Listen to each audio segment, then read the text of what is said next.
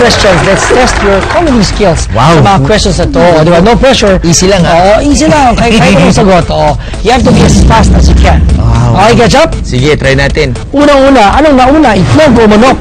Itlog. Bakit? Sino pipisa? Sino na paano napisa? Saan galing? Itlog. Itlog talaga. Itlog. Talaga? Tingin ko lang. Tantansya ko lang, ha? Next, pag ang langgam namatay, nilalanggam din ba? Hindi siguro. Kasi pag ang elepante namatay, hindi man nila-elepante. Tama, kasi lain at tiger katol. Oo. Siguradong tepo ang lamok. Ang lason ba, kapag na-expire, nakakalason din? Wow. Di ko pa natatry. Pero...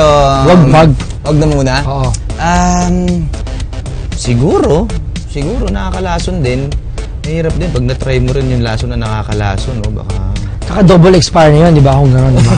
Baka na mo lang effect, di ba? Baka wala na, baka hindi na tumalab. Expiry pala. Baka hindi na tumalab, mag-expire din ang lason sa bagay. Lasa ng eggplant. Talong naman to. Anong klaseng talong na tanong? Oo, asa ng eggplant? Wala ba sa buto? Ay, sa buto. Sorry. Pwede rin. Pag ang ipis na hulog sa alcohol, ililinis ba ang ipis o dudumi ang alcohol? Oh, wow.